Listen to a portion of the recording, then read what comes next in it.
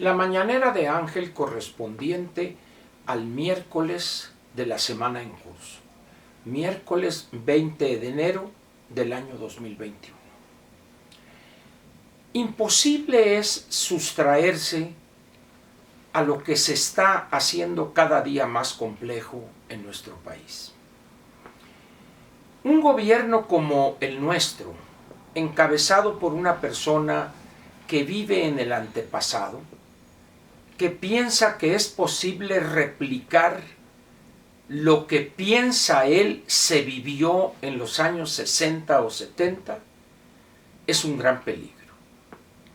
Si a eso le agregan a ustedes que el gobernante es un hombre ignorante, desconocedor de las grandes transformaciones que se han registrado en el mundo, o el resto del mundo, a partir de los años 50 o 60 quizá en el mundo. Si además le agrega a usted una concepción conservadora en extremo, autoritaria evidente, el cóctel que se elabora con esos elementos es explosivo.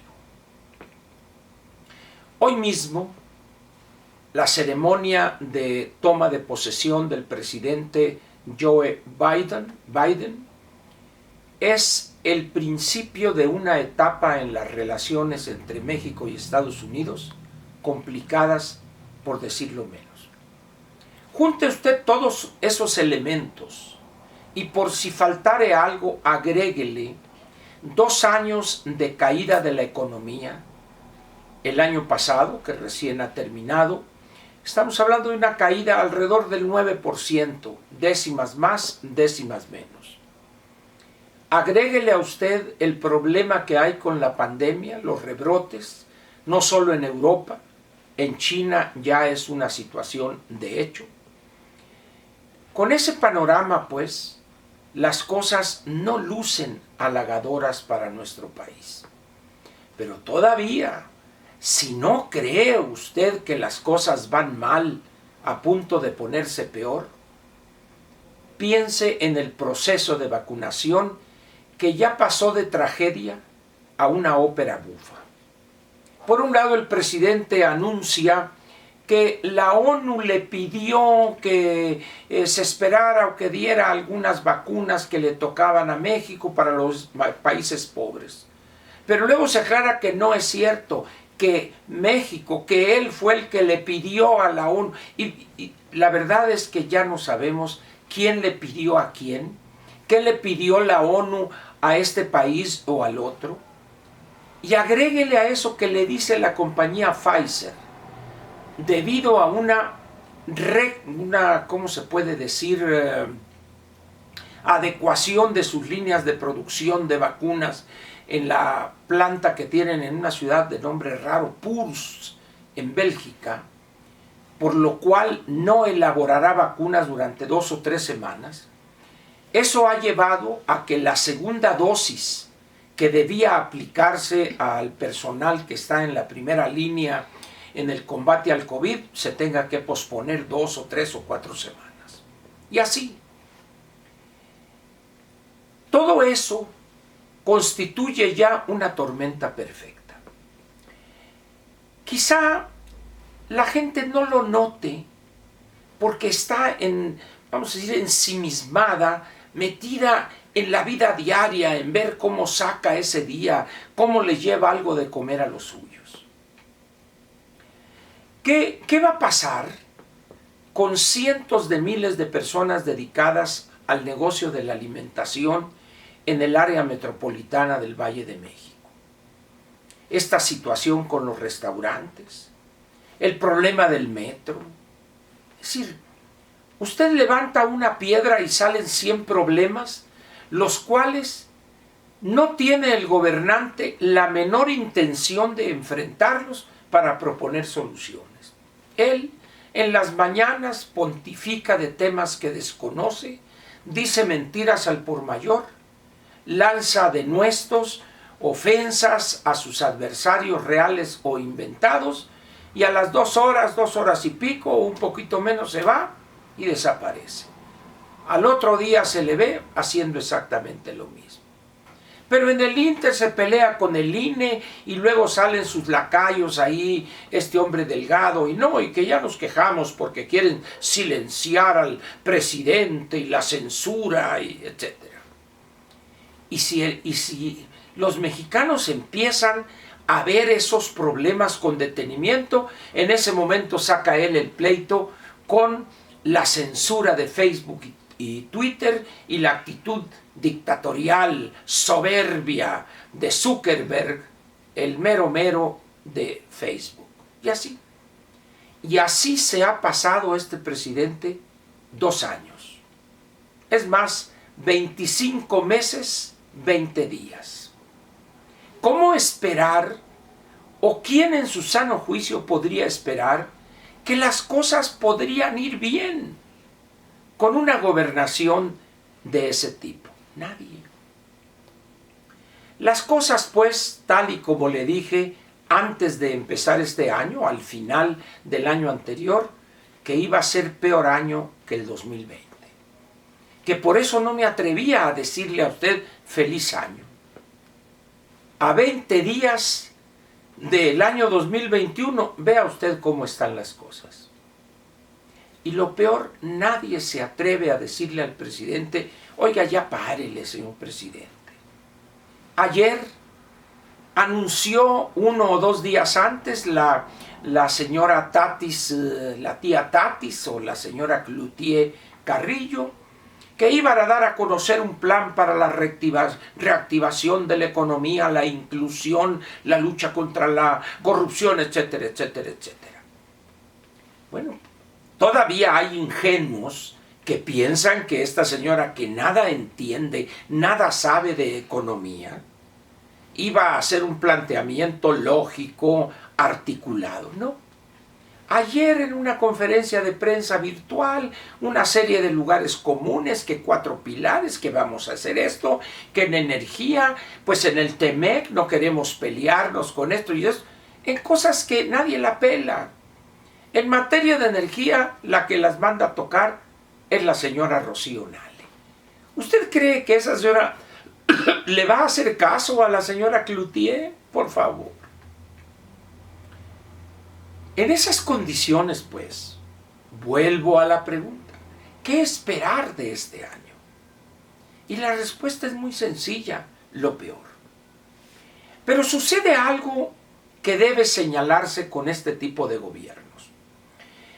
Cuando ven que las cosas no son tan fáciles e inmediatas como ellos las pensaban, en ese momento empiezan a las mentiras de la campaña, les agregan otras mentiras. Y como son tan incapaces incluso para mentir, al otro día tienen que echar otra mentira para intentar cubrir la del día anterior o la de anteayer. Hasta que llega un momento en que las mentiras son tan burdas y evidentes que solamente les falta decir que ya descubrieron los científicos de CONACYT al mando de la señora Álvarez Bulla que la Tierra es plana. Eso es lo único que les falta. Todo lo demás ya han mentido sobre ello. Pero ¿quiere más? No hay dinero. A los adultos mayores les dijeron que el día 4 de enero les iban a pagar 2 bimestres. Y luego que se los iban a pagar el día 15. Pues les pagaron el día 15, pero no 2, nomás 1 bimestre. Y así se las van llevando. Ahorita ya están a punto de salir los números del año pasado, de enero a diciembre. El día, hoy va a ser, es 18 el lunes, 25, el día 29 que es viernes, repito, la Secretaría de Hacienda da a conocer su informe trimestral y acompaña a este documento un documento mensual donde viene de manera detallada ingresos, egresos, situación de las empresas productivas del Estado, del ISSSTE, del IMSS, etcétera, de la deuda, de las finanzas públicas, etcétera. Y ahí se va a ver de manera clara cuánto cayeron los ingresos. El faltante que tiene el gobierno y que lo ha tenido que pagar, ¿con qué? Con deuda. Ahí vendrán los datos del saldo neto de la deuda del sector público federal y verá usted. Es decir, no hay forma de ocultar este desastre, esta tragedia.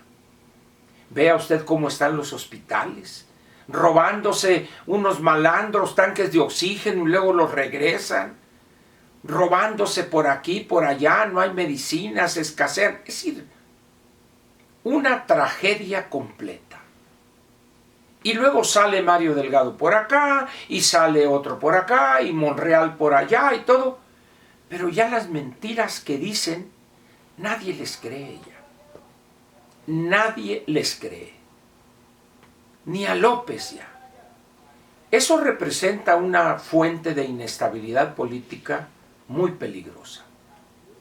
Porque cuando la masa, cuando millones de aquellos que babiantes le entregaron su voto inercial, casi mecánico, a López el 1 de julio del 2018, y a escasos 24 o 24 meses, 25 meses, se desengañan que todo era mentira. Cuidado con esa masa que puede reaccionar de una manera impensable. Y la pregunta es, para terminar, ¿cómo es posible que alguien siga adorando a López cuando están padeciendo esos millones? Son los primeros golpeados por esta tragedia. ¿Por qué? Por allá sale un opinante, es que el factor esperanza fue el que orientó el voto el 2018 y todavía persiste el factor de la esperanza. ¿A poco piensa ese comentarista que son retrasados mentales los mexicanos? No. Las causas fueron otras. Un ciudadano educado para ser siervo, no ciudadano. Para ser lacayo, no ciudadano. Y eso viene de muy lejos en el tiempo. Desde la época de Cárdenas. Ahí están los resultados. Hay una campaña, hay una movilización donde se trata de convencer a esos ciudadanos para que voten diferente el 6 de junio. ¿Se logrará? Yo esperaría que sí. Lo deseo fervientemente. Pero queda muy poco tiempo. Pero hay que seguir esforzándonos para arrebatarle el control de Cámara de Diputados a Morena. El panorama, pues, no es que lo quiera desanimar a usted, pero luce negro. En el horizonte se ven nubes negras. Pero López, fuera del mundo, fuera de la realidad. Y nadie se atreve a decirle, el poderoso va desnudo, como en aquel famoso cuento que nos contaban de niños. Esa es la realidad. López va desnudo enseñando sus vergüenzas y nadie se atreve a decírselo. Gran tragedia para México. Gracias y lo espero mañana jueves en otra mañanera aquí en este espacio que es de usted.